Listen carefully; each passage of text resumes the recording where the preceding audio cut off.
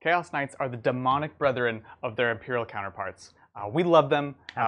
We have a big collection of them. We're excited to play them in 9th edition. The game has definitely changed and adapted, and Knight players are going to have to do the exact same thing in order to catch up with it. But luckily, there's a surprising number of tricks that they can actually employ in order to do so. So we're going to take a look at the things that we've learned in our playtests moving forwards. We'll talk about positives, negatives, some lists, and some tactics. Let's take a look. Alright, so first thing we should definitely talk about is the fact that Chaos Knights, very much like Imperial Knights, are a weird faction, right? Yeah, this is ultimately a skewed faction. When you're bringing an army full of knights, you're kind of expecting to go up against an opponent who just can't handle your knights. That's right. And ultimately you win by them having no answer for you. So it's very hard. There's no way to really play mono knights without playing this skewed list that is hoping for a rock, paper, scissors kind of win. Yeah, that's very true. And that finds itself in a very weird position going into 9th edition, which is really an edition about diversity of units and a diversity of solutions to different situations. Knights have a hammer, and we're going to show you how to use that hammer. That's right. So one good thing that does come out of it is the changes to detachments. Luckily, Chaos Knights have lots and lots of tools to adapt to different scenarios, but they do need command points. And what better way to get command points than the new system? Yeah, this army is exceptionally CP hungry. This army can spend more CP pre-game than I think any faction in the entire game. For sure. And they did want to spend that CP. And you always had to take battalions. You even sometimes saw people teching into Red Corsairs battalions or extra battalions to get those CP. Now you could choose to play a mono knights list and actually have enough command points to do all the tricks that you wanted to. This just gives you that flexibility to play a mono faction. We love mono factions. So it gives that flexibility, which I think is really exciting. Yeah, it's great. And for a lot of people, ourselves included, one of the reasons we love Knights is it's just fun to play with like 5 models, 5 big heroes, and not have to worry about the chafe. So that's really exciting. There's so many tricks, and we'll talk about more ways to kind of spend the command points as we move forwards. So another big change, of course, is the changes to engagement range. Yes. Previously speaking, a great way to fight Knights was to essentially scramble up buildings, hide from them, and you could really only attack with one of your knights using the stratagem that couldn't even use your stomps for, right? That's correct. So now what you could do is fight up 5 inches with all your knights, whether they have a Reaper Chain Sword or not. Right. And especially with the stomps on Chaos Knights, the stomps are phenomenal because they get so many attacks. They have the extra AP, and this is a big buff. It doesn't seem like much, but it allows your knights to have so much more effectiveness. And when you only have 4 or 5 models, ensuring that they get maximum effectiveness is the only way to win the game. This is a big change for me. I really love it. It really is. And the other thing to think about is, in many cases, this reduces your charge ranges, right? People aren't really able to hide on upper floors. In fact, it actually makes your charges shorter, so you have to be in some awkward position where you're getting up there faster. So this is all good stuff. Yeah, in funny ways, as it stands now, you actually can get really short charges with this. Right. And even out of reserves and deep strike, you get short charges. So we'll have to see how that pans out, but it's a great change. One of the big things also is the fact that this is a fast army that wants to get in your face quickly. Of course, they can have a limited amount of advance and charge. And the fact that the board is smaller, most notably means that opponents' deployment zones are more shallow, and they can't retreat away from you. That kind of means that you're not only able to get a first turn charge more often, but you're always getting a second turn charge where you didn't used to be able to. Yeah, you're getting in position. Often you're going to want to start on the objectives anyways, grab those, and then the next turn, there's nowhere else to hide. I'm sorry. We're going to get into the back lines. That's right. And that is amazing for them. Now, you combine that with the new FAQ that just dropped. Yeah, that changed it so that Imperial Knights and Chaos Knights alike can walk over models. Oh, this is huge. Because before, your knights actually would get stopped by a scout squad, a grot squad. They would get stopped. They could only move over enemy models in the fallback step. But now they could do it if they move or advance. They can't do it if they charge. And they can't move over enemy vehicles or monsters. But that means if somebody's coming at you with a screening unit, which there's going to be tons of screens in 9th edition, you can advance right over them and charge right into the heart of your opponent's army. This is a massive boost for the mobility of your combat-specific knights. It really lets you get to those juicy targets easier. Yeah. This is something that is going to be really important. As we said, you only have 5 or so models, right? So you need to get all that value. So you don't have time to be getting chafe units and screens and things like that. Just step over them, get your kills that you need, get those characters, things like that. And now you can do that. And you know, like we said, connected to the smaller board size, it's so much harder to hide from these guys now, which is really exciting for them. Yeah, another thing that this army is good at is just standing in a spot and bullying that spot. And in this game of 9th edition, we're going to be holding objectives mid-board. And because they've got that character keyword in the big base, they can go sit right on top of an objective and heroically intervene in anyone that comes within 3 inches and really just bully that objective. And because they're so tough, it's really easy to keep them around till your next turn and get that point. So they play the primary mission pretty well. They're really happy about that. So yeah, absolutely. Just play the mid-board, bully things, use that character in Heroic Intervention to the max because it is more important than ever. In fact, upgrade more of your knights to characters. As many as you can, almost. Specifically because you want that Heroic Intervention. That is the key. Like warlord traits and everything, that's cute. But the Heroic Intervention actually is really clutch. For that objective. Because otherwise they could just pop onto a neutrality objective, hold it. But with the interventions, if you play it right and sit completely on the center of the objective or any of the objective now, they can't do that unless they can survive all those amazing stomps. Because we love Iconoclast here. So the thing that is kind of a negative, but it turns into a positive, is the fact that 9th edition has no kill points. That's right. You don't get points for killing. That used to be a huge buff for this faction because they denied kill points. And so that would be half the primary mission that they used to steal away from you. Well, that's not part of the game, so that's a nerf. But there is a secondary objective now in the game called Attrition, which gives you 4 points per turn for killing more. This is one of the easiest secondaries to pick up if you can reliably do it. This is the best faction for reliably doing it. Yeah, if you haven't had a chance to take a look at the secondaries yet, 4 points for each of these is a really big deal. And again, this is something we don't advocate for people taking secondaries that mean that if you're already winning, you'll win more. But this one, on the other hand, is one that if you just do average, if you just play the game as a knight player, you will be scoring it. And so that's a really nice, that's a nice gimme for knight players that you're pretty much going to take every single game. Until you're lucky enough to have that Night Joust. So yeah. The next big thing is that the idea that most of the armies in 9th edition went up in points. We're seeing, roughly 15-point increases across the board or more. This faction was one of the few that saw almost no substantial increase to the point where the army you were playing in 8th edition, I can almost guarantee you, if it was pure knights, the same army fits. You can make it work. So the points have changed only a teeny bit. Even a few things went down. Not much, but a few things went down. Basically, it's a wash. This is almost the exact same point cost, relatively speaking. That's a big deal. At the end of the day, the points do determine so much of the game, and for that to have stayed where it is this amazing reprieve that it's got. And you could think of that as essentially a points decrease. The rest of the game went up around them, and really their points went down. So this is good. They were already actually fairly pointed. In my opinion, they were fairly pointed. Yeah, I think so. Now they got worse with the new missions in many ways.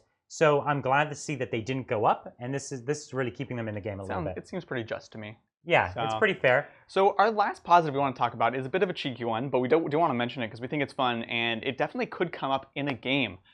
So there's an entire category of secondaries that's all based around psychic powers, right? It's interrogating your opponent or your enemy characters mentally, or performing a psychic ritual, things like this, that Imperial Knights, they just can't do because they're not cool like us. Yeah, they don't have psychers, except they could if you chose for it. There's a relic called the Zinchian Pyrothrone. That's right. You throw that on a knight, and all of a sudden it can cast a psychic power as though it was a psyker, and this means you're now eligible to do these secondaries. Now, this will rarely come up. You would have had to have this on your data sheet in advance. It's a neat trick that you could pull in some key matchups. I don't think you'll break it out in a tournament. Right. But in your home games, I bet you could make this work really well. I think it could be cool. And to be honest, you think about the fact that you now have to have everything on your list beforehand. I wonder how much more value we can get out of the Zinchian Pyrothrone, because before you could say, I'm going to take a caster for deny or a bit of mortal wound generation. That's right. If we don't have that, it could be worth considering. So we just wanted to bring up because we think it's cool. Something to think about. Definitely let us know if you use it because it's super saucy. Well, I'll try it once. So let's talk about the negatives. As everyone I think who's been reading about 9th edition knows, this faction took a hit. They're definitely going to be a lot harder to play than they used to. If these guys were always rock, most of this edition is paper. Let's talk about how that's going to work. One of the big ones, and we've hinted at it already a couple times, is a change to the way you write your army list and you prepare your army. Before, you used to write your list, and then at the table, you could pick your warlord traits, pick some of your relics. You could upgrade the knights with strats. You can make them dreadblades, give them vows. All of that now has to be done before the game on your data sheet, not at the table. This is a massive loss for this faction. It's a real shame because this used to be their strength. One, it was just amazingly flavorful and fun to do as a Knight player. Right. But a lot of them are so specific, right? You think about things like Vow of the Beast Slayer, Vow of Carnage, things like that that are only good against specific enemies and things like that. So this does a couple things. One, you're not going to be able to do those sort of tailoring abilities like you could before, and it means, to be honest, there's going to be a lot of really cool things that we probably don't see, at least the more competitive games, because there's just a better or a safer or a more optimal option for the most matchups. So this hurts them a lot, to be honest. This is the faction that gets hurt the most by this change because they had more pre-game abilities than any faction. They had the most ability to tailor their army.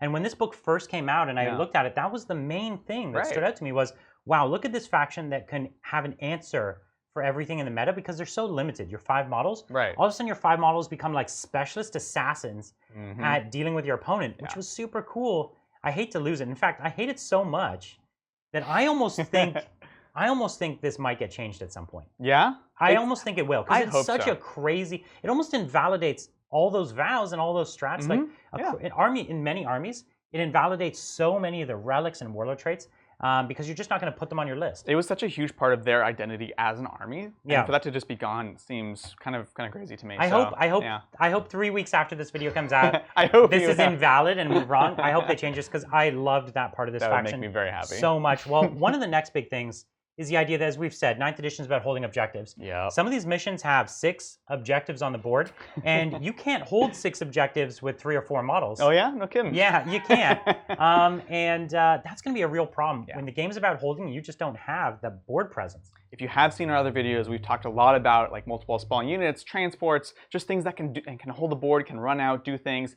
Again, you just can't do that when you have 5 models. So you have to be doing double, triple overtime in order to make up for these deficiencies, which that's rough. Yeah, I think, there's no way around that. And that's actually a sticky part. We've talked about the fact that these combat knights are good. Yeah. But if you got a bunch of combat knights standing on objectives, they're not shooting. Right. You're going to have to make this hard decision about whether you push your knights all in and do this kind of combat thing, but then you're abandoning the board. It's like no one holds. No one's holding. Nobody's happy. And now we're fighting, and that's such a risky way to play Warhammer. So I think they just don't mesh with the mission super well, and even with this primary, that definitely shows up there. Yeah, 9th edition and that kind of design of this and the Imperial Knights army is kind of like this massive missed high five, where it's like, well, we'll see. We will, when we get to the army lists and the strategies, kind of talk about ways that we think you can work to negate these. But let's be real, it is a big hit for them. So the other thing is, this is one that definitely kind of set the internet ablaze when they first talked about it, is the new terrain rules and the asymmetry that brings up as far as targeting things. Yeah, so Titanic models, or anything with 18 wounds or more, does not benefit from the new obscuring rule. And if you haven't seen the obscuring rule, it means if you have a building, particularly a ruin, 5 inches tall, it obscures line of sight infinitely tall. So you could have a giant greater demon behind it, and it's only 5 inches, but it's invisible. Not so with knights. A knight can be seen at all times as long as there's true line of sight, but it can't see over the ruin. So its height used to be one of the core advantages. You would shoot through those second floor windows. You could even shoot down through the roof of a building into the ground floor. That height advantage is almost meaningless now as far as line of sight. In fact, it's counterproductive because everyone sees you with that height. It means you're going to get shot at a lot worse than you're going to. They would have been in such a good position. As we return to this idea of true line of sight, if you played an ITC, the new edition is completely different. It's back to that. So you say, cool, that's great for knights. Just kidding. Obscuring rule kind of ruins everything. It's not the best. Yeah, it's not the best. Well, another thing, this army used to be fantastic, one of the best at ignoring modifiers to hit. Oh, yeah. Right? They had several relics and abilities to just hit and ignore modifiers. If you're coming against Eldar Plains or something like that, so tasty. -4, they would just shoot right through it. Now, this was a cute little trick that you could tech into.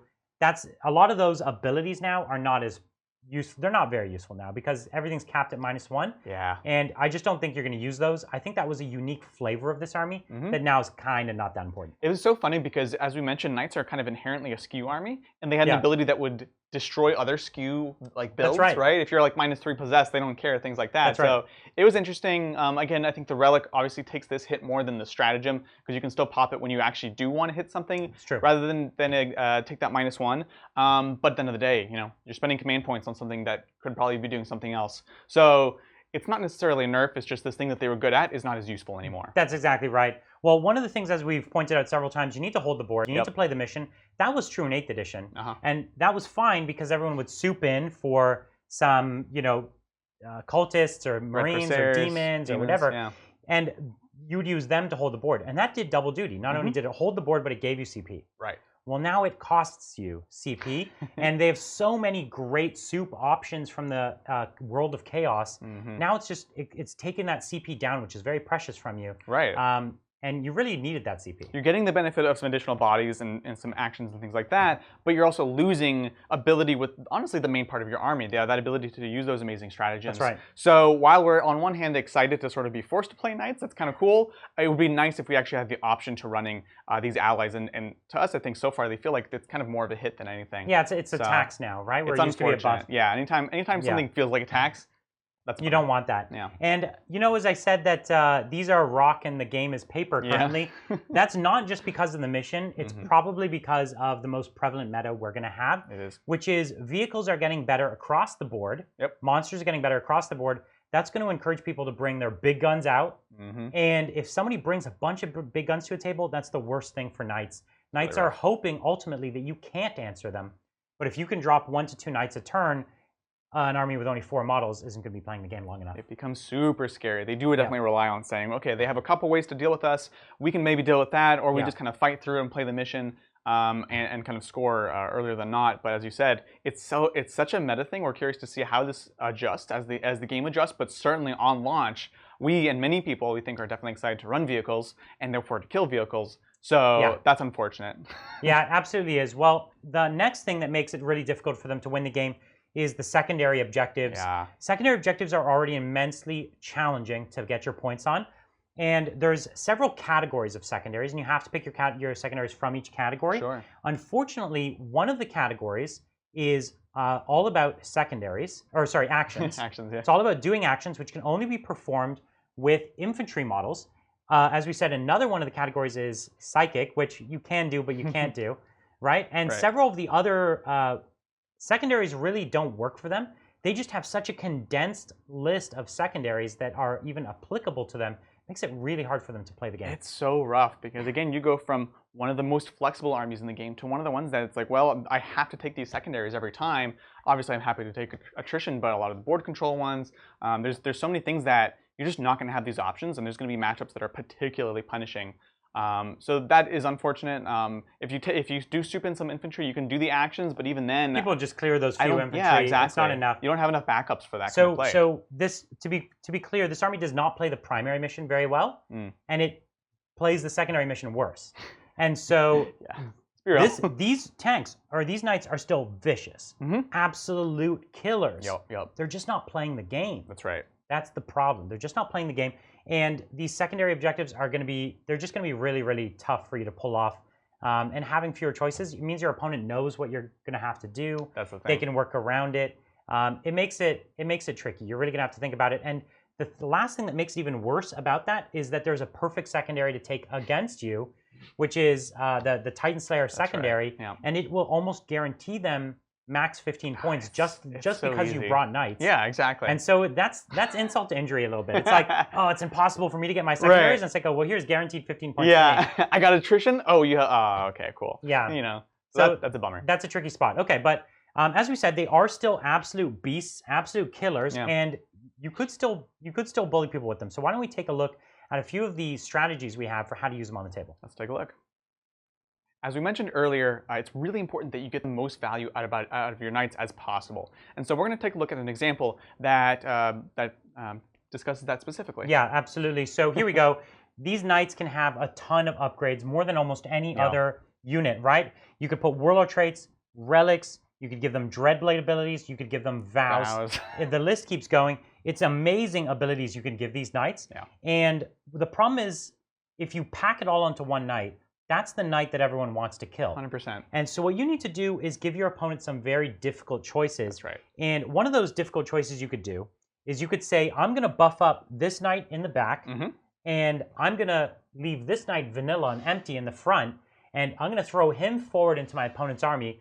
They really don't have much of a choice but to spend turn 1, turn 2, dealing with these combat knights coming up the board, whilst my more efficient knights are posted up on points. That's right. And sticking around longer for me to take more advantage of those benefits. Yeah, take the ones that are in the key position, make those ones that they actually don't want to have to shoot because they can't. Again, it's very tempting to say, I'm going to take my souped up knight, put all the things, extra run and charge, throw them in there. But if you do that, then that makes the decision very, very easy. Cool, this guy's right in my face, he has little buffs, gotta kill him, let's do that. So it's about sort of flipping them around. Now, while generally speaking, you don't want to throw away knights, there are going to be cases in these games where that becomes important. It says, we're going to put this threat out there, he's going to do stuff, he's still scary, he's still a Chaos Knight with all these stratagems that you can throttle where you need. But the truth is, these guys are the ones that are super scary. And of course, you'll have them on the objective, so they're ready to heroically intervene if anyone tries to run on. That's exactly right. Yeah. Well, and actually an aspect of what you just showed here, we have 4 knights. This is actually indicative of a potential 2,000 point army. Yeah. And you could see here, we can only be on these 2 points here. If there was an objective in our backfield, it's actually in our best interest to abandon it, have no one on it, be in the mid board, and then try to take their backfield. Totally. And if you have a knight in the backfield, it means that you're giving your opponent the midfield. Right. And it's better to make them come and fight your knights. And so thinking about the efficiency that you can get here, it's all about efficiency. Put the buffs on the knights you want to keep alive, keep your shooting knights on the point, send your fighting knights up to die, and make them things you don't care about losing. Yeah. You want to trade them well, right? Like in this case, they're coming to chop up some Devastator Centurions and some aggressors. Yeah. These are prime targets who we would love to get our claws into. And this is how you're going to make this work. Absolutely, and this is going to be something that's going to be crucial to winning your games with Chaos Knights. Get the most out of them. And on a similar note, we're going to look at a just as important strategy. How to pick up your points quick early in the game before those knights go down. Exactly. Let's take a look. Well, I'm sorry to say it, but your knights will die. Yeah. This is going to happen, as we've said, there's lots of ways of killing knights. We think they're going to be very prevalent moving forwards into 9th edition. And so it's really important that you find ways of maximizing your points as soon as possible, and also picking ones that let you get many in a single turn, right? Yeah, this is a game, 9th edition, where you can actually max your entire score in just several turns of the game. That's right. Or you could get at least very close to it, unlike previous editions where you actually had to play all the turns to get all your points. It's not true with knights. So you can plan to go hot early game and not actually... Normally we give the advice to play all 5 turns. Right. This is saying like how many points can you get in 3 right. of those 5. And it's really crucial to go for that. So one of the first things you got to do, as soon as you get to the table, you need to look at your opponent's army and say, can this army kill all my knights? Right. Right? Do they have enough tank killing? If they do, then you need to play for the early game. Yep. If instead they do not have the tank killing, you could play a more balanced all-round game. Long game. But we're going to show you what happens when they can drop your knights in 3 turns. And it's going to happen. So the first thing you're going to want to do, also related to looking at your opponent's army, is pick your secondaries in such a way that you can actually get a ton at once, right? That's right. Some of the secondaries, I would almost say many of the secondaries, you have to be able to do each and every single turn. Yeah, even 5 turns of the game. And that's really harsh for them. You don't want that as much whenever you can. So one of them that's obviously great. We talked about attrition. That one's fantastic. You just have to kill more, do what you're already doing. So that's solid. And even that, it's only 4 points per turn, which means even 1, 2, or 3 turns of doing it, you're getting close to that 15. Don't have to worry about maximizing the 15. It's just getting as many as you can. And even as they start killing your knights, you can still go for 2 easy kills. Oh, absolutely. And kill more. And I think getting your 15 on this is not too hard. I think getting 12 on this is downright easy. 100%. And that's something that we also learned a lot when we first started playtesting. Was we were like, how do we get 15? How do we get 15? You actually don't need 15 to win the game. Over 10 on any secondary. Yeah, over 10 in any secondary is really good. Absolutely. So that means, for example, in here, just to show you guys some specifics, we have things like Centurions, we have things like Aggressors that are very scary that we really would want to kill, generally speaking. But if we need to get kill more, doing things like going after the little chappie or the little librarian or whatever it is, just to get those kills, pop those off. It's funny because we talk about the fact that Chaos Knights have a tough time playing the mission, playing the secondaries, but this means you have to be even better at playing them. You need to just think about that. It's not always going to be just about smashing your opponent in the face and killing their models. It's about being tactical and strategic to get those secondaries. Yeah, another great secondary for this army can actually be Line Breaker. Right, yeah. And if your opponent has a deep deployment zone, which more than 2/3 of the mission have a fairly deep deployment zone, only Dawn of War is a very shallow deployment zone. If they have a deep deployment zone, you go for Line Breaker. That's a 4-point score if you have 2 models, and you want to get your fighting knights up. And even once you lose this knight, you'll take your next knight up, because again, you don't mind coming off some of the points because you'll be trying to take their objective in their deployment zone, or they might have many right on the edge of their deployment zone. You could pick those up. So line breaker is another interesting one where you could pick up several points in just a couple turns. But as soon as you go down to just a few knights, you lose your ability to do this. So you got to be careful with it. But it is better than the other ones in this category that you'll see very often. Engage in all fronts, for example. You need at least 4 models to do that one. So things like this, these other defaults that other players are going to be looking at and saying, well, I'm just going to do this, you'll lose the ability very quickly. Whereas even if you lose a knight, 2 knights, you still are able to get line breaker. It's still possible. And that means you could get it till turn 3, which means you just got 12 points. Exactly. Which is all we're talking about here. Yep. The other one is one of the kill secondaries, which the kill secondaries are great because you can max them in a single turn. Yep. And so things like Bring It Down, which is killing enemy vehicles, they kill enemy vehicles amazingly. And Assassinate, killing enemy characters, they're also really, really good at doing that. And so those two are almost, one of those two is an auto pick. You can't have them both, they're in the same category. Right. So one of those two is an auto pick for me.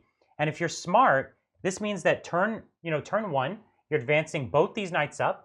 You're not going to quite get into their deployment zone for line breaker in most deployments, but some of them you will. With big charge and pylon, you could, but don't expect it. Don't expect it. You're taking the midboard. You're just going for kill more. So okay, you've killed something, and if you got a vehicle with your kill more, good. Great, those ones stack. Now in your next turn, you're going to go. You've got these centurions here. Ignore them. Come and kill this character because he's worth something to you. You can't get to this character. Okay. Kill these aggressors that got power fists anyways. Sure. Right, next turn, if this librarian runs all the way back, go back and get him. Yep. Because he's worth the points, right? Exactly. And with these knights here, the second you lose one, come up with the next one, and abandon the objective, grab your line breaker again. Just think points, points, points. Yes, you're losing knights. They might be getting the momentum on you, but if you put enough points on the board early, you can still win the game. And that brings us to the other big part about this, which is how you play the primary. Now, the primary is even more extreme than the secondaries as far as what you can score at once.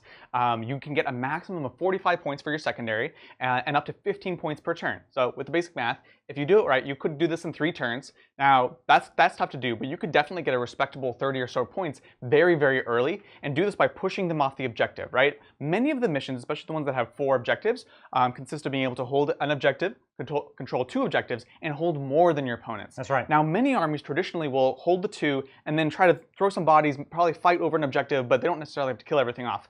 Knights are one of those armies that they can say, I'm going to hold 2, and I'm just going to kill you off the other one for the hold more. That's right. So you can do things like this to really push that primary. So by the time you're into this scenario, you can abandon these points. You can push forwards and kick them off of those other points. There's a lot of armies that want to start slow. This army wants to start fast, especially in these matchups where they are going to start losing knights. So definitely get used to mastering this. Your knights will drop, but if you're clever, you'll pick up your points and people won't be able to catch up. Absolutely. All right, why don't we take a look at a few of the army lists we've got.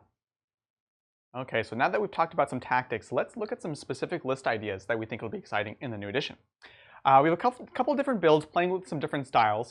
The first one, we're really excited. Of course, we're building mono knight lists for both of these because mono's cool. We're talking about knights. Let's show you how you could play your knights.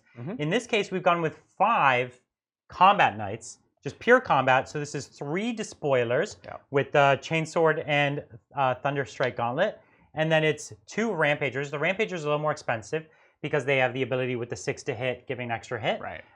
And that's 5, just 5 pure combat knights. You throw in 2 Ironstorm rocket pods. It's exactly 2,000 points. Boom. Very stylish. Nailed it. And it's 5 knights, right? This is kind of scary. It's really cool. And they're all actually quite good, right? So one of the cool things that the Chaos Knights have that the Imperial Knights don't have is, you notice we do have 3 of the Despoilers, right? But if you swap out for an all melee build, if you don't have any guns, they do get the +1 weapon skill. So they hit as hard as Gallants. They just don't get the exploding 6s of the Rampagers. So we're really leaning into this idea that we can have these 5 melee monsters, obviously iconoclast. Of course, they're definitely iconoclast, and you're upgrading 3 of them for sure. And you're just going all in on somebody. Yeah, so there are obviously a lot of negatives for the Chaos Knights, and we have kind of talked about how you can kill them, but let's be real. 5 knights running at you in your face is super scary. This is about threat saturation. You are going to have to be careful with playing the objectives. Earlier we talked about ways of sort of pushing on primary early on, things like that. You'll absolutely want to be thinking about this in this build, but it's just a ton of threat. Yeah, right the missions that have the primary objective called take and hold, where you only have to hold 1 and 2 objectives, you're going to actually do fine in those ones. Yeah. The ones that are the 6 objectives where it's domination, where you have to hold 2 and 3, right. You're going to really struggle in those. And so this is kind of an all-in army. This is an army that's saying, I'm just going to put 5 knights at you, and I'm going to go blow up all your knight killing stuff, and then I'll go walk back onto the objectives. Exactly. In the meantime, I might pick up a few primary points by having a knight hold an objective, but more than anything, you're going to be on no objectives, and I'm going to be on your objective. Exactly. Right? It's like I'm on your one, you're on none of them, and so I'm scoring, you're not.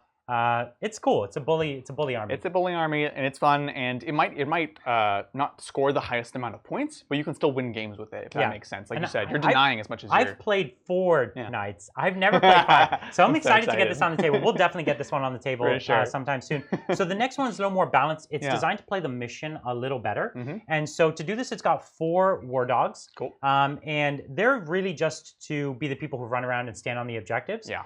Then it has 2 rampagers, which are amazing. And then it has a despoiler with double Avenger Gatling and the autocannons on top. And this also helps you kill certain screens faster. This army in general says, okay. It kills Primaris, it kills everything. It kills everything. Yeah. Well, yeah, the Avenger is 2 damage is the sweet spot. But it tries to play the game a bit more, right? The war dogs actually can hold back objectives. They're not the easiest thing to remove. They still have the invulns, things like that. And so this tries to play a bit more of the objective game. And yeah, basically what you do is you take your war dogs, you put them up on all the objectives. Yep. And then you take your 2 rampagers and you throw them right at your enemy.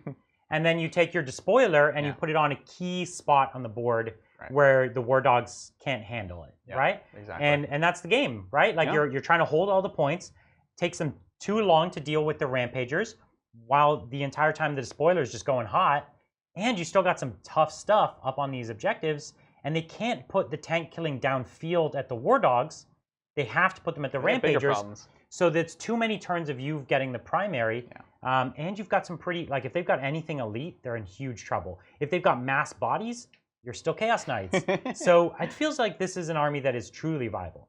Absolutely. So those are just a couple tastes of some builds that we've been thinking about. Definitely do let us know in the comments or on Facebook if you guys have other ideas. Are you more interested in souping? Are you interested in playing mono knights? Obviously, we like mono knights, but that's not to say that you can't do the other way. So definitely let us know. We are going to be featuring these boys very, very soon. That's right. I would wager we're probably running the 5 knight melee knights very soon. So we're going to continue our massive coverage of almost every faction in the game. We're covering lots of them. We're going to be showcasing these very, very soon. And like I said, definitely if you enjoyed this video, like and subscribe. Let us know. We're very active on Facebook as well. If you haven't seen our release schedule, it's still up there. Check it out. We don't want to miss you on the next game. Yeah, and we've got a ton of stuff coming up after the launch of the new edition. So this is only the beginning, and we hope to see you at the next video.